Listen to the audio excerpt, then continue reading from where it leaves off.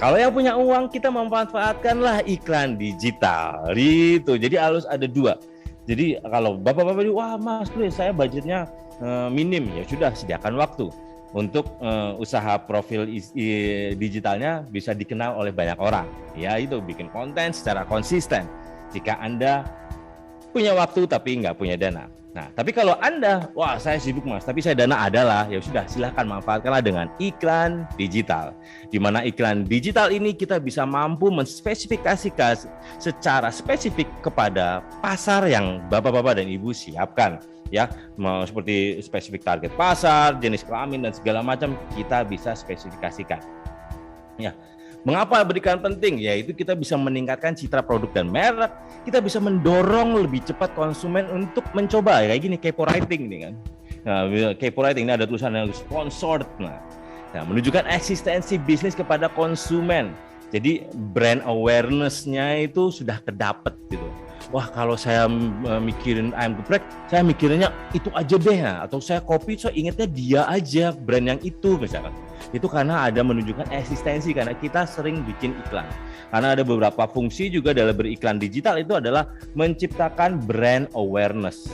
Bukan berarti bukan berarti akan terjadi penjualan yang meningkat, tidak. Yang penting adalah orang tahu kalau mau sikat gigi pakai yang ono, nah atau nggak mau kopi adalah pakai yang ini.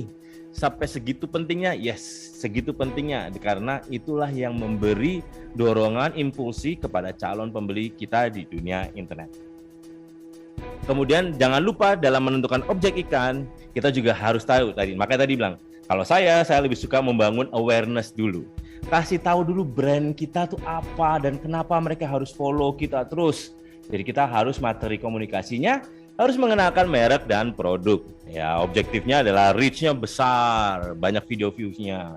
Kemudian kalau kita sudah sering memberi awareness, kita bikin iklan lagi tentang konsiderasi. Kita memberikan edukasi betapa kita mengutamakan mutu misalkan.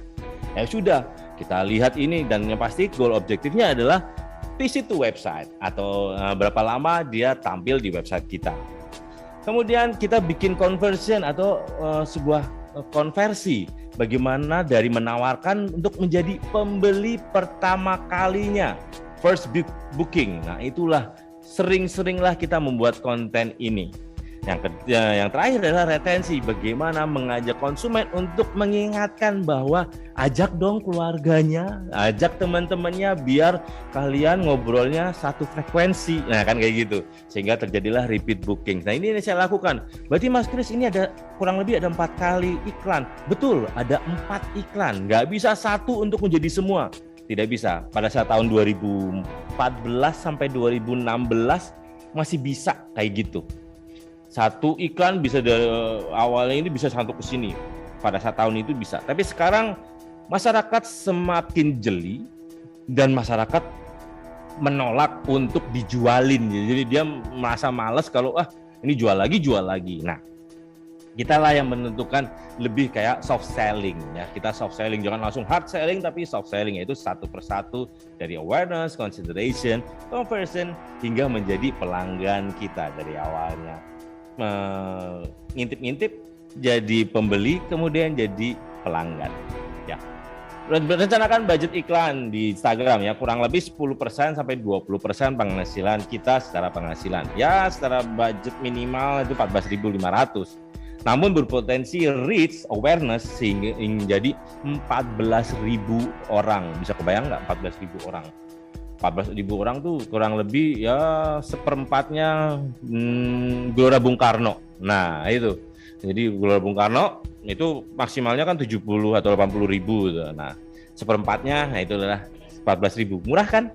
Nah itu saya suka tentang iklan di dunia digital adalah udah specified, fokus banget dan harganya murah. Cuman baik lagi, murah dan mahal itu relatif tergantung Bapak-bapak dan Ibu sudah membudgetkan belum? HPP-nya bener nggak? Harga eceran tertingginya ada nggak elemen promosi? Jika ada, ya sudah. Nah, apalagi sekarang ada the rule of 7. Setidaknya diperlukan 7 kali melihat penawaran sebelum membeli.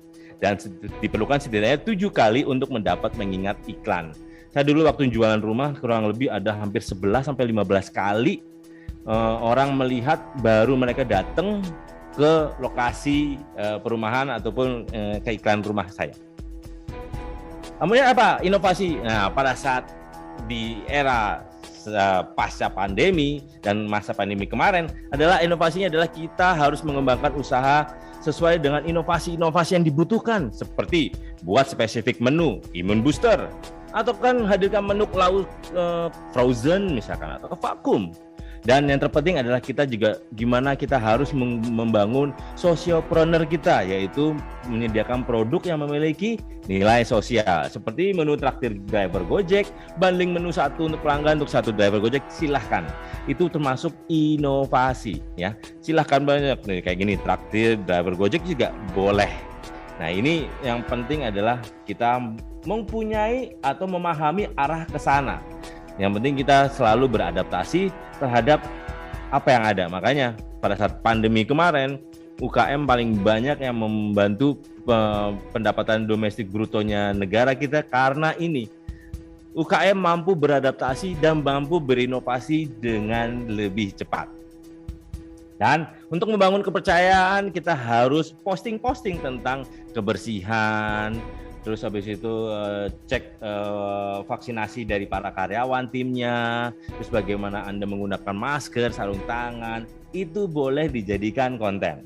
Ya, proses makanan, packagingnya, terus bagaimana kita harus memahami semua, nah itu akan sangat baik banget.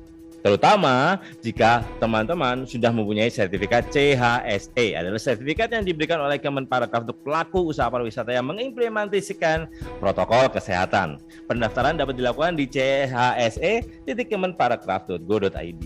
Ya, ini akan bagus banget karena dari semua ini akan menambah validasi kepercayaan bagi pelanggan atau pembeli Anda. Dan selalu pantau protokol pemerintah ya.